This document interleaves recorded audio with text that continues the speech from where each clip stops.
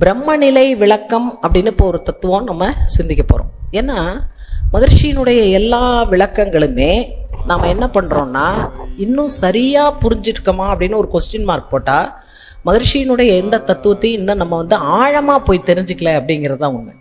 இப்போ இது வரைக்கும் மகர்ஷி சொல்லுவாங்க, தெய்வ நிலை அறிந்தோர்கள் கோடி என்றால் தெளிவாக அறிவறிந்தோர் ஒருவரேயாம். தெய்வ நிலை அதனை வெளி பிரம்மம் என்று தேர்ந்த சில வார்த்தைகளால் உரைக்கலாகும். தெய்வமே உயிராக அறிவாக ஆடும் திருவிளையாடல் தன்னை உணர்ந்த தெய்வர்கள் அல்ல மற்றொரு உயிரை பற்றி இங்கு தெளிவாக உரைப்போர் யார் வாரீர்னு கேட்பார். இப்போ ஒரு சிங்கம் இருக்குது, புலி இருக்கு, யானை இருக்கு. இந்த ஜீவராசிகளுக்கெல்லாம் ஒரு பிரச்சனையுமே கிடையாது. பிரச்சனைலாம் யாருக்குங்க? அதுக்கு ஏதாவது வாடகை கொடுக்கணும், பிள்ளைய ஸ்கூல்ல சேர்க்கணும், இபி பில்லு கட்டணும், ஏதாவது ஒரு பிரச்சனை இருக்கா பாருங்க? ஒண்ணுமே கிடையாது. அன்னாடம் இன்னும் சொல்ல போனா அடிக்கடி நான் சிந்திக்கிற ஒரு விஷயம், மனிதனை விட விலங்குகள் ரொம்ப நல்ல குணங்கள் நிறைய அதுங்கள்ட்ட இருக்கு. ஒரு புலி வரும், மானை அடிக்கும். அந்த மானை அடிக்கிற தப்புன்னு அதுக்கு தெரியாது. அதுக்கு தேவை ஒரு உணவு. அது கண்ணில் பார்த்தோன்னு என்ன பண்ணுதுங்க? அடிக்குது, சாப்பிடுது, போயிட்டே இருக்கும். ஏய், இது நான் அடிச்சது, நீங்க யாரும் தொடக்கூடாது அப்படின்னு என்னைக்கு அந்த புலி சொன்னிச்சா? கிடையாது. சாப்பிடும், போட்டு போயிட்டே இருக்கும். அடுத்து எது சாப்பிடுது, அதை என்ன பண்ணுது, அதை பத்தி எல்லாம் அது என்ன பண்றது இல்லைங்க, சிந்திக்கிறது இல்லை. நம்ம அடுத்த வேலை உணவை பத்தி சிந்திச்சே பாதி காலம் ஓடி போச்சு. உங்களுக்கு அதை சிந்திப்போம், இல்லைன்னா என்ன சமைக்கிறதுன்னு சிந்திப்போம். நான் தான் சொல்லுவேன், வாழ்க்கையில எதையோ சாதிக்கலான்னு யோசிக்கிறாங்க. நம்ம ராத்திரி என்ன சட்னி அரைக்கிறது, நாளைக்கு என்ன குழம்பு வைக்கிறது, வாழ்க்கை பூரா இப்படியே போச்சு பாதி நாள். நல்ல வேலை இந்த சாமி வந்தார், ஜஸ்ட் மிஸ் இல்லாட்டினா போயிருக்கோம். இதெல்லாம் இன்னும் கிண்டிக்கிட்டு தான் கிடக்கும். இப்ப கிண்டுறோம், அது வேற விஷயம். அதுதான் நம்ம முக்கியமான வேலை, இம்பார்ட்டன்டான ஒரு மெசேஜ். நம்ம அதுதான் மற்றவங்களுக்கு இல்லையா, அதை பத்தி இல்லை. ஆனா எந்த வாழ்வினுடைய நோக்கம் என்ன அப்படின்னு ஒண்ணு கேள்வியை கேட்டோம்னா, தெய்வத்தை நாடுவதும் தெளிந்தறிவில் தேறுவதும் திருநிலையாம் மனிதனவன் பிறவியின் நோக்கம் பயனாகும் அப்படின்னு சொல்றாரு. இப்ப பிரச்சனை என்னன்னா, எது தெய்வம்ங்கிறதுலே பெரிய கன்ஃபியூஷன் இருக்கு இல்லையா? சில பேர் என்ன சொல்றாங்க, சிவன் தான் தெய்வம்ங்கிறாங்க. சில பேர் என்ன சொல்றாங்க, விஷ்ணு தான் தெய்வம்ன்றாங்க. சில பேர் பிள்ளையார் தான் தெய்வம்ன்றாங்க. ஒவ்வொருத்தவங்களும் எந்த தெய்வத்தை வேணாலும் வணங்கிக்கலாம், ஒண்ணுமே தப்பு கிடையாது. ஆனா நம்மளோட நிறுத்திக்கணும். நீ இதை கும்பிடுன்னு யாரையும் சொல்லக்கூடாது. நீ கும்பிடுறது தெய்வம் இல்லைன்னா அவங்கள டிஸ்டர்ப் பண்ணக்கூடாது. இப்ப இன்னைக்கு உலகம் பூரா என்ன நடக்குதுன்னா, அவங்க என்ன பண்ணிக்கிறாங்க, ஒன்ன வச்சுக்கிட்டு அதுல தன்னை தனித்துவமாக்கிக்கிட்டு தெய்வத்துக்கு ஏதோ இவங்க பேர், தெய்வத்துக்கிட்ட இவங்க ஏதோ ஸ்பெஷலா நல்ல பேர் வாங்கின மாதிரி வாங்கிட்டு மற்றவங்களை எல்லாம் அலட்சியப்படுத்துறது, தன்னோட சமமா மதிக்கிறது இல்லை. இந்த மாதிரிலாம் இன்னைக்கு நான் நிறைய பாக்குறேங்க. அதெல்லாம் பார்க்கும்போது உண்மையிலேயே என்ன காரணம்னா, தெய்வத்தை ஒருத்தர் சரியா தெரிஞ்சுக்கிட்டாங்க அப்படின்னு சொன்னா அவங்க பார்க்குற எந்த விஷயத்திலையும் அவங்க எதுலையுமே என்ன இருக்காதுங்க, பேதங்களே இருக்காது இல்லையா? அது திருமூலர் சொல்வாரு, மண் ஒன்னே ஒண்ணுதான், தான் பல நற்கல நாயிடும். மண்ணு தான் தட்டாவும் வருது, பானையாவும் வருது, கோவலையாவும் வருது, சொம்பாவும் வருது, ஜக்காவும் வருது. அது எல்லாத்தையும் எதுல செய்யறாங்க, மண்ணு ஒண்ணுதான் இல்லையா? அது மகரிஷி சொல்லுவாங்க, இது பேர் என்ன, தோடு. இது பேர் என்ன, இது பேர் என்ன, ஆனா இது எல்லாம் என்ன, தங்கம். யாராவது தங்கம்னு சொன்னீங்களா? சொல்லல. அதுபோல காணும் பொருள்கள் அனைத்திலும் பிரம்மத்தை பார்க்க தெரிந்தவன் தான் பிரம்மஞானி. ஆனா நம்மளை பார்த்து சாமிஜி பிரம்மஞானிகளேன்னு சொன்னாரே, கொடுமை. நான் நினைச்சுக்கிறது, நீங்க எல்லாம் எங்களை போய் பிரம்மஞானின்னு சொன்னா 3 நாள் கிளாஸ் அட்டன் பண்ணா உடனே பிரம்மஞானி. நம்மெல்லாம் பிரம்மஞானியா? நம்மெல்லாம் பிரம்மஞானின்னு சொன்னா பிரம்மத்துக்கு எவ்வளவு வேதனையா இருக்கும்னு நினைச்சு பாருங்க இல்லையா? அப்போ உண்மையாக தெய்வத்தை தெரிஞ்சுக்கணும்னா முதல் தகுதி என்ன தெரியுங்களா ஒருத்தருக்கு? மகரிஷி அழகா விளக்கம் கொடுப்பார். தாய்ப்பறவை முட்டையிட்டு அவயம் காக்க தனித்தனியே உருவடைந்து முழுமையாகும். பூரணமாம் வரைக்கும் அந்த சிறுமுட்டை ஓட்டை விட்டு நீங்கிடாது. நோய் பொறுக்கா நிலையில் நொடி பொழுதில் வெளியேறும் விந்தை காணே. தூய நிலை அறிவறிந்தோர் துரிதமுடன் மதம் கடப்பார் விந்தை காணே. மதத்தை கடந்து நிக்கிறவங்க தான் ஞானிகளை. மதத்துக்குள்ள இருந்தாங்கன்னா அவங்களுக்கு மதம் வந்துருது. மதம்னா என்னங்க? வாரியார் சொல்லுவார், மானாக்கானா மண்டக்கணும் அப்படிம்பாரு. அந்த மதம் என்ற ஒன்றில் தன்னை முன்னிலைப்படுத்தி கொண்டு தான் வணங்கக்கூடிய தெய்வம் தான் உயர்வுன்னு யார் பேசுவாங்கன்னா இந்த அறவேக்காடு தான் பேசுன்றாரு மகரிஷி. அதுக்கு தான் அழகான விளக்கம் கொடுக்குறாரு. இப்ப தாய்ப்பறவை முட்டையிட்டு அவயம் காக்க, ஒரு முட்டையை போட்டுட்டு கோழி என்ன பண்ணுதுங்க? அது மேல உட்காந்து என்ன செய்யுது? அது வெளியில உள்ளவங்க சொல்லணும், நம்மளாம் என்ன சொல்லணும்? தன்னுடைய சீவகாந்த ஆற்றலை அந்த முட்டைக்கு. இப்ப நம்மளும் மற்றவங்க மாதிரி அடை காக்கிறதுனா என்னன்னு கேட்டாங்கன்னு வச்சுங்க, அதெல்லாம் தெரியாது. கோழி அது மேல உட்காந்துருந்தா அடை காக்கிறதுன்றோம். அப்படி கிடையாது. இப்ப சயின்ஸ் தன்னுடைய ஆற்றலை என்ன பண்ணுதுங்க? தன்னுடைய உயிரினுடைய அலையாகிய சீவகாந்த ஆற்றலை அந்த முட்டை கொடுக்குது இல்லையா? பூரணமாம் வரைக்கும் அந்த சிறு முட்டை ஓட்டை விட்டு நீங்கிடாது. ஒரு 85-90% அதுல அந்த எனர்ஜி வந்துருச்சுன்னு வச்சுங்க, நம்ம போய் அதான் இவ்வளவு நாள் அடக்காச்சேன்னு போய் உடைச்சோம்னா என்னவா போயிடும்? கூழையா போயிடும். அங்க கோழி குஞ்சம் நீங்க பார்க்க முடியாது, அந்த பறவையினுடைய சிறு வடிவத்தை நீங்க பார்க்க முடியாது.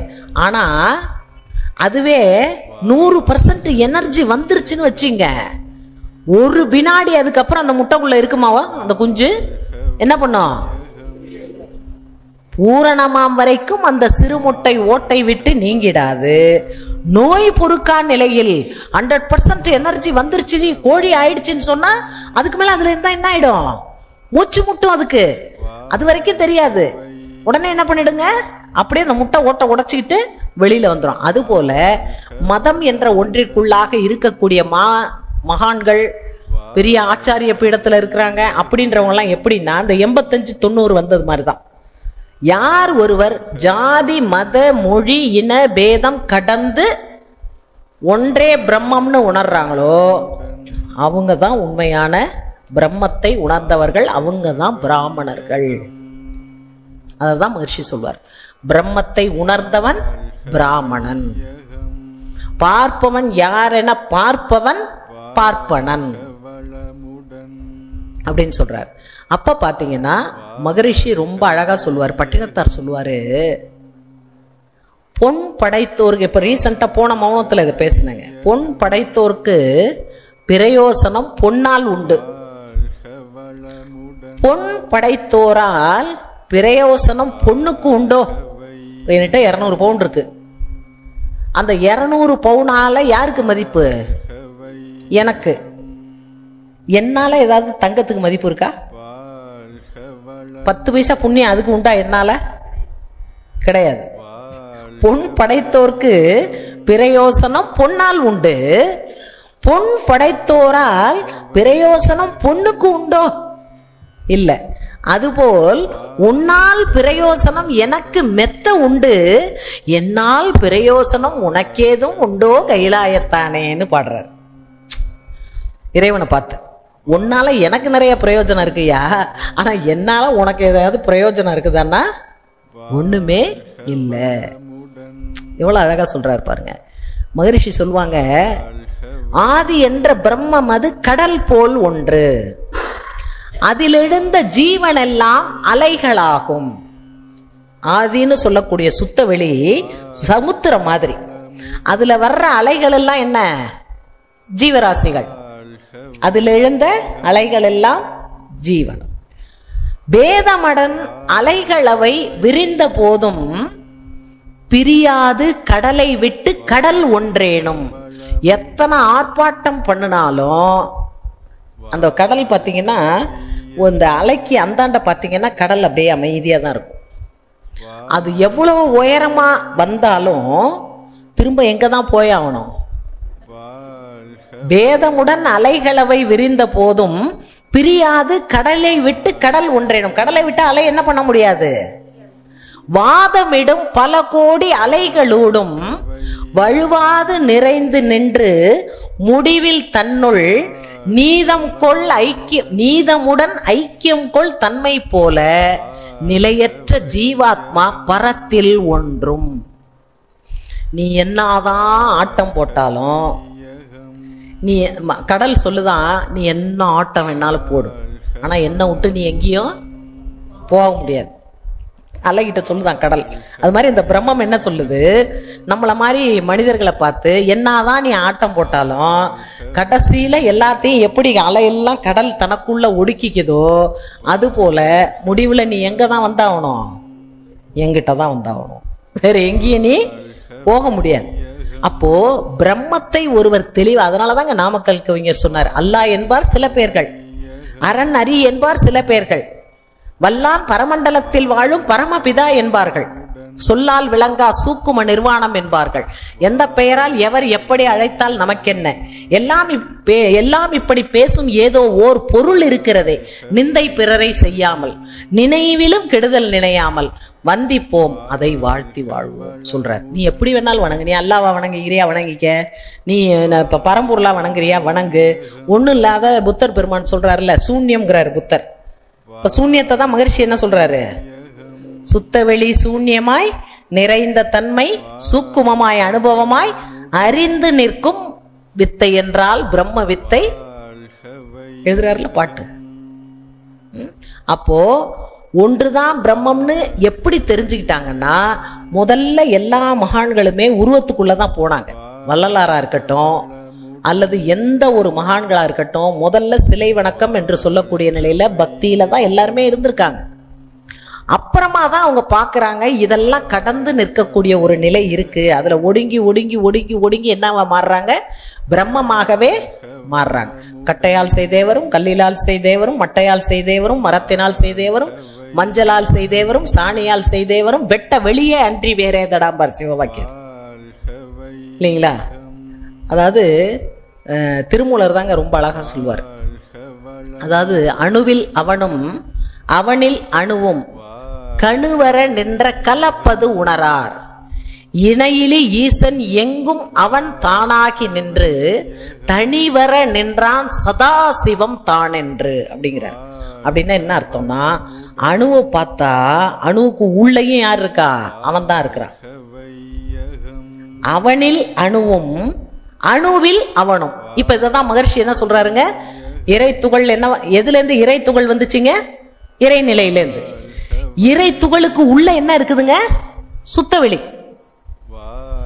திருமூலர் சொல்றதுதான் மகர்ஷியை சொல்றாரு, அணுவில் அவனும் அவனில் அணுவும் கணுவர நின்ற கலப்பது உணரார். இப்போ கரும்புல நிறைய கணு இருக்கும், ஆனா அதுல என்ன பண்ணும்னா ஒரே மாதிரிதான் அதனுடைய சுவை அமைஞ்சிருக்குமே தவிர அதுல எந்த வித்தியாசமும் இருக்காது. அதுபோல இணையிலி ஈசன் அவன் எங்கும் தானாகி, அவன் இல்லாத இடம் ஏதாவது ஒண்ணு இருக்குதான்னா எங்கேயுமே இல்லை. அதுதான் ஒரு பேச்சாளர் சொன்னாருங்க.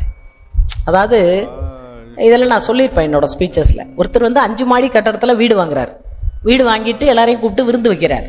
விருந்து வச்சு மத்தியானம் அந்த மாதிரி சாப்பிட்டுட்டு ரிலாக்ஸா எல்லாரும் உட்காந்து பேசிட்டு இருக்காங்க. அப்ப கேட்கிறாரு அபார்ட்மெண்ட்ஸ்ல, இந்த செவரு நம்புழுதா, இல்ல அந்த பக்கம் உள்ளவனுக்கு இதான் லெப்ட், இந்த செவரு நம்புறதா, இல்ல அந்த பக்கம் உள்ளவனுக்கு இதான் ரைட்டு, இது நம்புழுதா, இல்ல கீழே உள்ளவனுக்கு இதான் மேல பாட்டம் டாப், இது நம்புழுதா, இல்ல மேல உள்ளவனுக்கு இதான் ஃப்ளோர். அப்ப நீ எதை வாங்கினா அதான் தெரியல. அது மாதிரி யாருமே இங்க நிலையா இருக்க போறது இல்ல. இப்ப பஞ்சபூத நவக்கிரகத்தவம் காலையில நம்ம பண்ணணும். நீங்க நல்லா நினைச்சு பாருங்க, அதுல ஒரு மிகப்பெரிய தத்துவத்தை கடைசியில மகர்ஷி சொல்லுவார். அந்த பிரம்மம் எப்படி இருக்குங்கிறத நம்ம இது வரைக்கும், நான் இப்பதான் இதெல்லாம் இவ்வளவு நாள் நம்ம தவம் பண்றோம். இதை நம்ம அதாவது இப்ப நம்ம கடைசியில ஒண்ணு சொன்னோம், அதே மெய்ப்பொருள் நம்முள்ளாக அப்படின்னு கொண்டு வருவார். மேல போயிட்டு பிரபஞ்சம் முழுவதிலையும் அணுக்களுக்கு இடையேயும் அணுக்களுக்கு மத்தியிலேயும் இருப்பதை உணர்கிறோம். அதே மெய்ப்பொருள் நம்முள்ளாகன்னு சொல்லும் பொழுது, இப்போ நீங்க கற்பனையா அப்படியே இந்த உடம்புல இருந்து அப்படியே இந்த செல்லெல்லாம் எடுங்க, எல்லா செல்லையும் எடுத்துருங்க. நல்ல வேளை அது மாதிரிலாம் கடவுள் வைக்கல. நம்ம கண்ணாடியில போய் நின்று பார்த்தோம்னா மேல தோல் மட்டும் இல்லைன்னு வைங்களேன்.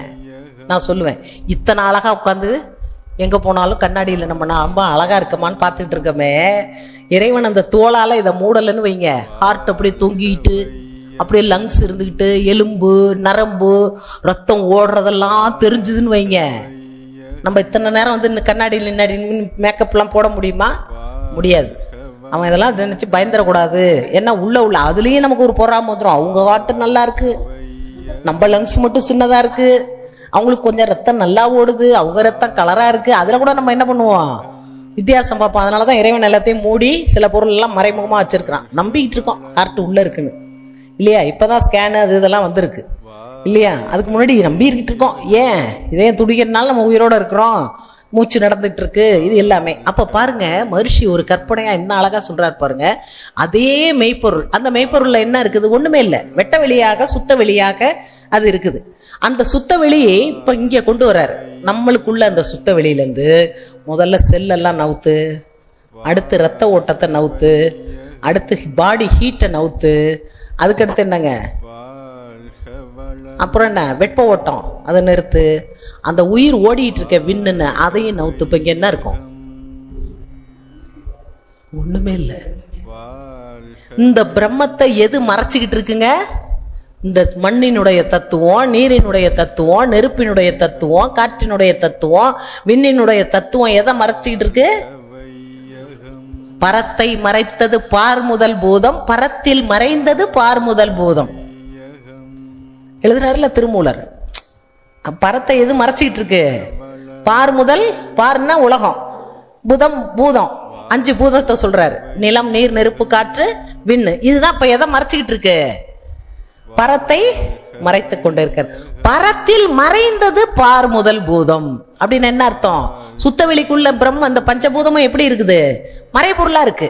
பஞ்சபூதமா தன்மாற்றம் பெறுவதற்கு முன்னாடி சுத்தவெளியில எப்படி இருக்குது? அடக்கமா இருக்கு பஞ்சபூதம் இல்லையா? அது இறைத்துகளாகி, இறைத்துகள் கூடி விண்ணாகி, விண்கள் கூடி காற்றாகி, காற்று கூடி நெருப்பாகி, நெருப்பு என்ன பண்ணுது? அழுத்தம் பெற்று நீராக்கி கெட்டிப்பட்டு என்னவா மாறுது? நிலமா மாறிடுச்சு. இப்போ அங்க கொண்டு போங்க, திரும்ப கொண்டு போனா அங்க என்ன இல்லைங்க? பரத்தில் மறைந்தது பார் முதல் பூதம், இங்க பரத்தை மறைத்தது பார் முதல் பூதம். அங்க சுத்த வெளியா இருக்கும் போது பஞ்சபூதத்தை காணும், இங்க பஞ்சபூதத்தை பார்க்கும் போது பரத்தை காணும். எவ்வளவு 2 வரியில அழகா சொல்லிட்டாரு. இதெல்லாம் அப்ப படிச்சிருந்தா ஏதாவது புரிஞ்சிருக்குமா? இததான் சொன்னாங்க, கல்லை கண்டால் நாயை காணோம், நாயை கண்டால் கல்லை காணோம்.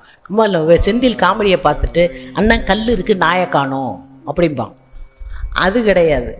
நாயின்னு ஒரு சிலையை பார்த்துட்டீங்கன்னா அங்க கருங்கல் மறைஞ்சு போகுது, அதை கருங்கல்லாம் பார்த்தீங்கன்னா அங்க நாய் மறைஞ்சு போகுது, நாயினுடைய வடிவம் மறைஞ்சு போகுது இல்லையா? இதத்தான் மகரிஷி என்ன சொல்றாங்க? பார்க்கின்ற பொருள்கள் அனைத்திற்குள்ளாகவும் யார் ஒருவர் பிரம்மத்தை பார்க்க தெரிகிறாரோ அவருக்கு பேர் தான் என்னன்னு பேருங்க? பிரம்மஞானி. அதனாலதான் மகரிஷி என்ன சொல்லுவாங்க? அழகா நமக்கு ஒரு பாட்டு ஒண்ணு சொல்லி கொடுத்துருக்குறாங்க. பகுத்துணர்வில் தொகுத்துணர்வு பண்பாட்டை உயர்த்தட்டும். பகுத்து பாரு எந்த ஒன்னையும், அடுத்து தொகுத்து பாரு. அது எப்படி பகுத்து பார்க்கறது தொகுத்து பார்க்கறதுன்னு எங்களுக்கு தெரியல. ஏன்னா நம்மெல்லாம் எப்படி பெரிய அறிவாளிங்களால மகரிஷிகிட்ட போய் உட்காருவோம். அப்ப சொல்லுவாரு, ஒரு லட்டு எடுத்துங்க, அந்த லட்டை உதுத்துக்கிட்டே போனீங்கன்னா என்ன? பூந்தி. ஒரு பூந்தி எடுத்து பிரிச்சுட்டே போனீங்கன்னா என்ன? சிறு துகள். அந்த துகளையும் பிரிச்சுக்கிட்டே போனீங்கன்னா என்ன இருக்கும்? அங்க ஒண்ணுமே இருக்காது. இப்ப என்ன பண்ணிட்டோம்? பகுத்துட்டோம். பகுத்து பார்த்தா அங்க என்ன இல்லை? ஒண்ணும் இல்லை.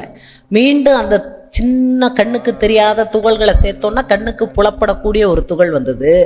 அந்த துகளெல்லாம் சேர்த்தீங்கன்னா பூந்தி வந்துருச்சு. பூந்தியை தொகுத்தோன்னா என்ன வந்துருச்சு? இப்போ லட்டு வந்துருச்சு.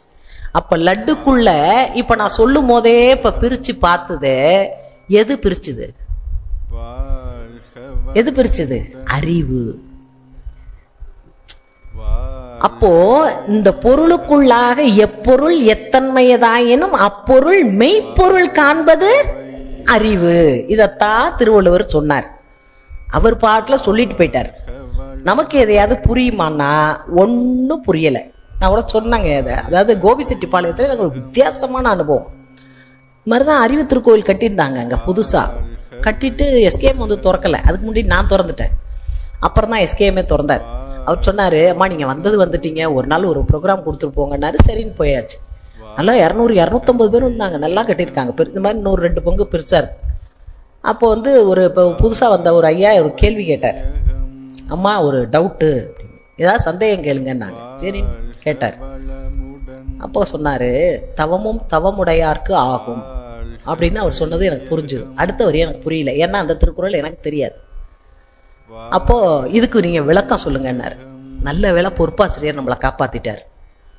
இல்லை அம்மாவுக்கு லேட் ஆயிட்டு இனிமேல் சந்தேகம்லாம் நாளைக்கு கேட்டுங்க அப்படின்ட்டார். ஏன்னா ஒருவேளை அந்த திருக்குறள் எனக்கு முழுசா கேட்டிருந்தா தெரிஞ்சிருக்கும், ஏதோ கெஸ் பண்ணியாவது ஒரு ஆன்சர் அவர் கொடுத்துருப்பேன் கண்டிப்பா, அதுல ஒன்றும் சந்தேகம் இல்லை. இருந்தாலும் வீட்டுக்கு வந்தேன், முதல்ல திருக்குறள் புக் எடுத்ததை பார்த்தா அழகான ஒரு திருக்குறள். தவமும் தவமுடையார்க்கு ஆகும், அவம் அதனை அக்திலார் மேற்கொள்வதுன்ட்டார். இதை படிச்சு பார்த்தா நமக்கு எவ்வளவு வேதனையா இருப்பாங்க. என்ன சொல்றாருன்னா, தவம் தவம் செஞ்சவங்களுக்கு தான் தவம் வரும், தவம் செய்யாம தவம் வர்றவங்க தவம் செஞ்சாங்கன்னா அதை விட தவத்துக்கு ஒரு இழுக்கு எதுவுமே இல்லைன்றார். நம்மெல்லாம் இப்பதான் மகர்ஷிட்ட தவம் பண்றோம்னு கொஞ்சோண்டு நினைச்சுக்கிட்டு இருக்கோம். அதுக்கு ஒரு ஆப்பு வச்சு விட்டாரு திருவள்ளுவர். தவமும் தவமுடையார்க்கு ஆகும், உனக்கு தவம் நீ செய்யணும்னு சொன்னா அதுக்கு நீ இன்னொரு தவம் செஞ்சிருக்கணுங்கிறார். சரிங்களா? ஏன்னா தவம் என்ற ஒன்றின் மூலமாகத்தான் நாம என்ன பண்ண முடியுங்க, புலன்களை உள்ள திருப்ப முடியும். புலன்கள் உள்ள திரும்பும் பொழுதுதான் அது தன் மூலமான உயிரை உணர முடியும். உயிருக்குள்ள மனம் ஒடுங்கி உயிராகவே மாறும் பொழுது மட்டும்தான் அந்த உயிருக்குள்ளாக இருக்கக்கூடிய மெய்ப்பொருளை உணர முடியும். மெய்ப்பொருளை உணர்ந்தால் மட்டும்தான் பார்க்கின்ற எல்லாமே என்னவா தெரிய ஆரம்பிச்சிரும், தெய்வமா தெரிய ஆரம்பிச்சிரும். இங்க புலன்கள் உள்ளேயே திரும்பல, இப்பதான் நம்ம முயற்சி பண்ணிட்டு இருக்கிறோம் இல்லையா? அதனாலதான் மகரிஷி ஈஸி டெக்னிக்கா நமக்கு பஞ்சேந்திரிய தவம் கொடுத்துட்டார். இப்ப சாதாரண தவத்துல ஒடுங்குற அளவுக்கு நமக்கெல்லாம் அந்த அளவுக்கு பிராக்டிஸ் இல்லைன்னு அவருக்கு தெரியும். அதனாலதான் கருணையினுடைய வடிவம் அவர் அதனால கொடுத்துட்டார். அப்போ யாருக்கு தவம் வரும்னா, யாரெல்லாம் தவம் செஞ்சிருக்காங்களோ அவங்களுக்கு தான் தவம் வரும்.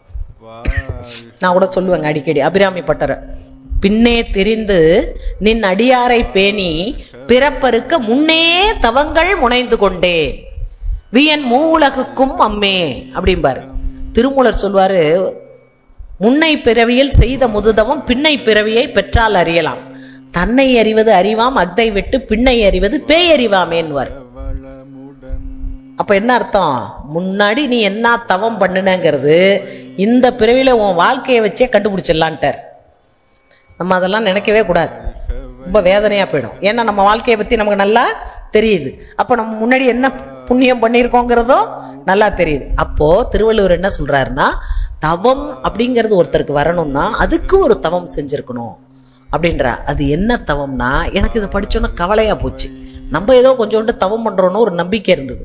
இப்ப இவர் இதை சொன்னோன்னே தவ உணர்வு நமக்கு கிடைக்கணும்னு சொன்னா அதுக்கு ஒரு தவம் பண்ணியிருக்கணும்ன்றார். அது என்ன தவம்னா, ரொம்ப கவலையா நினைச்சிட்டு இருக்கும்போது ஒரு நல்ல வேளை திருவள்ளுவர் கீழே பிராக்கெட்ல போட்டார், இதற்கு முன் திருக்குறளை பார்க்க அப்படின்னு போட்டார். அதுக்கு மேல உள்ள திருக்குறள்லயே ஆன்சர் கொடுத்திருக்காரு. என்ன, உற்ற நோய் நோன்றல் உயிர்க்கு உருகன் செய்யாமை அற்றே தவத்திற்கு உரு. உற்ற நோய் நோன்றல்னா என்ன அர்த்தங்க?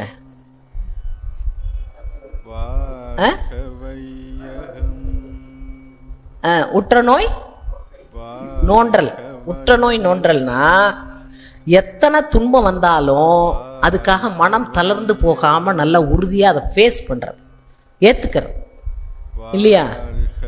உயிர்க்கு உருகன் செய்யாமை, மற்ற இன்னொரு உயிருக்கு துன்பம் செய்யாம இருக்கிறவங்களுக்கு உக்காந்த உடனேயுமே என்ன வந்துருமா, தவம் வந்துருமா. இப்ப நமக்கு ஏன் வரலங்கிறதுக்கு ஒரு ஆன்சர் கிடைச்சிடுச்சா இல்லையா?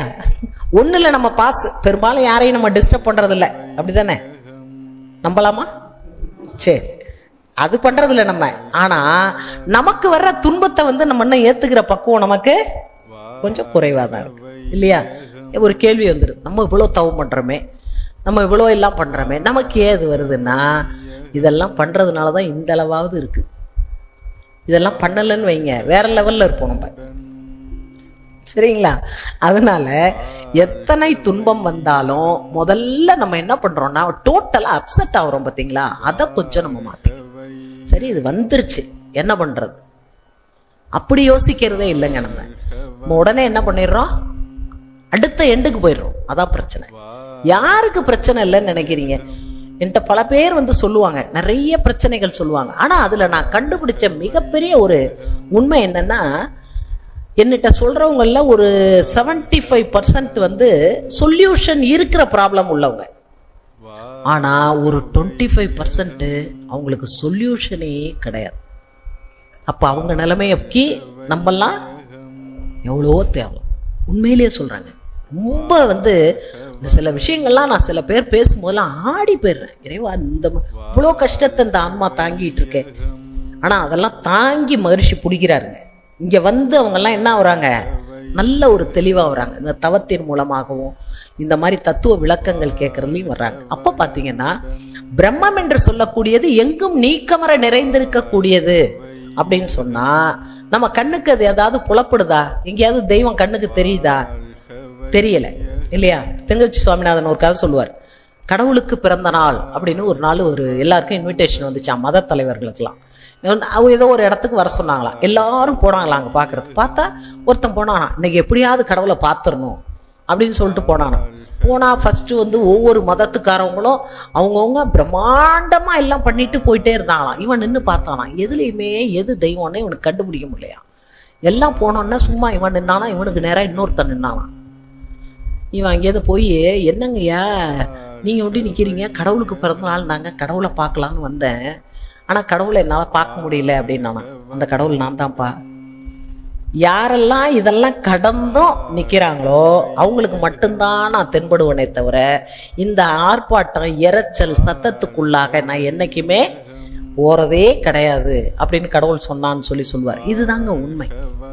ஏன்னா மதம்னு ஒன்றுக்குள்ளேயோ இல்லை ஒரு குறிப்பிட்ட வழிபாடு. ஏன்னா அந்த காலத்திலே 6 சமயங்கள் சொல்லிட்டாங்க. சைவ சமயம் சொன்னாங்க, வைணவ சமயம் சொன்னாங்க, சாக்த சமயம் சொன்னாங்க, கானபத்தியம் சொன்னாங்க, கௌமார சமயம் சொன்னாங்க, சௌர சமயம் சொன்னாங்க.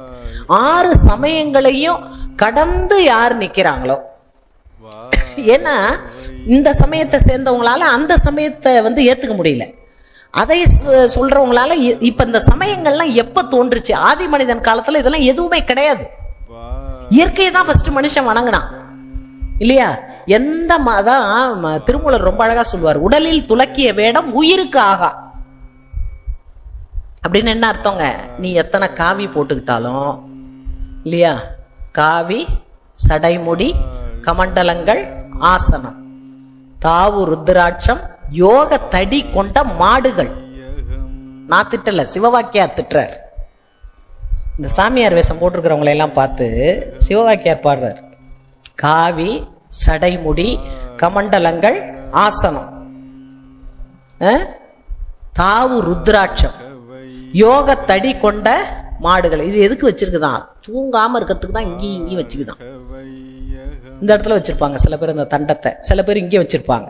யோக தடி கொண்ட மாடுகள், தேவியை அலைய விட்டே தேசம் எங்கும் சுற்றியே, பாவி என்ன வீடெல்லாம் பருக்கை கேட்டு அலைவரே அப்படின்னு எழுதுறாரு. எந்த வேடமும் போடணும்னு இறைவனுக்கு அவசியமே கிடையாது. நான் வந்து இப்போ ரீசெண்டாக சபரிமலைக்கு போனேங்க. எனக்கு ரொம்ப நாள் ஆசை சபரிமலைக்கு போகணும். போனால் கிட்டத்தட்ட 1.5 லட்சம் பேர் கூட்டம், ரொம்ப கூட்டம். மெதுவாக தான் போனேன். ஆனால் அந்த இடத்துல ஒரு பெரிய எனர்ஜி இருக்கிறது நம்மளால உணர முடிஞ்சுதுங்க. ஏன்னா நான் அதுக்காக தான் போனேன். ஏன்னா அந்த இடம் வந்து ரொம்ப பவர்ஃபுல்லாக சொல்கிறாங்களே அப்படின்னு சொல்லிட்டு எனக்கு போனோன்னா, எனக்கு வந்து அன்னைக்கு காலையில் போய் கிளம்பி போனோம். இந்த பம்பையில் குளிச்சுட்டு போனோம். நாங்கள் அன்னைக்கு நைட்டு ஃபுல்லாக இருந்து மறுநாள் காலையில் அப்போ தான் சாமி பார்க்க முடிஞ்சுது. நல்லா ஃப்ரீயாக நல்லாவே பார்த்தோம். கொஞ்சம் சரி இதுவாகவே விட்டாங்க லேடிஸ்ன்றதுனால. அது நல்லா இன்னொரு பக்கத்தில் போயிட்டு நல்லா ஃப்ரீயாக நின்று பார்த்தாச்சு. அப்போ தான் நான் நினச்சேன், ஐயப்பனை பார்த்து கேட்டேன், உன்னைய கும்பிடுறதுக்கு 48 நாள் கடுமையாக விரதம் இருந்து அப்படிலாம் வராங்க பாரு. நான் நேற்று காலையில் பல்லு விளக்குறது, உன்னை பல்லு விளக்கலை, குளிக்கலை, நான் வந்து உன்னை பார்த்துக்கிட்டு இருக்கேன். அப்போ புறத்தில் எந்த இதுவும் தேவையில்லை, அகம் தூய்மையாக இருந்தால் உன்னைய பார்க்கலாம். இதுதான் தத்துவம்.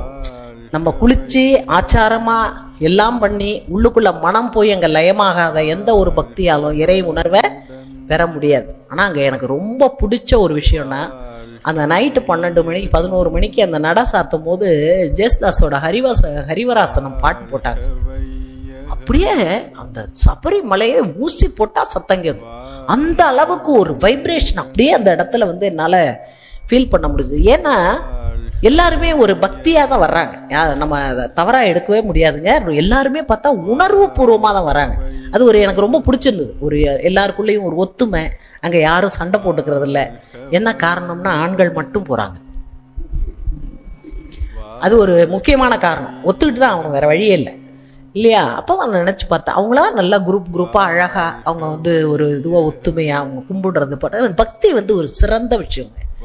ஏன்னா பக்தியை எந்த காலத்திலையும் தவறுன்னு சொல்ல முடியாது. ஆனால் பக்தியிலேயே நின்று விட்டால் பரபிரம்மத்தை உணர முடியாது.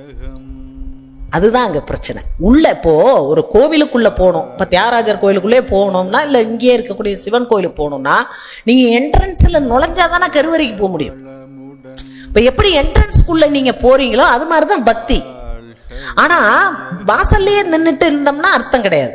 அப்ப எங்க போகணுங்க? உள்ளுக்குள்ள நம்ம கடந்து போகணும். உள்ளுக்குள்ள போனாதான் இறைவனை பார்க்கலாம். அப்போ இறைவனை போய் உள்ள பார்க்கணும்னு சொன்னா, புறத்திலே நாம் செய்யக்கூடிய எந்த புற பூசையாலேயோ புற தூய்மையாலேயோ இறைவனை அடைய முடியுமான்னா நிச்சயமா அதுக்கு வாய்ப்பே கிடையாதுங்க.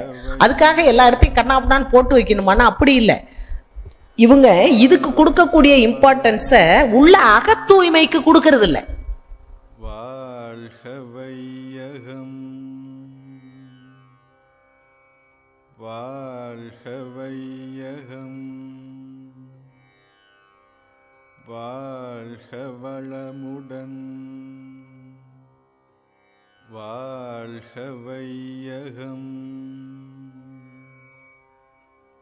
வாழ்க வையகம், வாழ்க வளமுடன், வாழ்க வையகம்.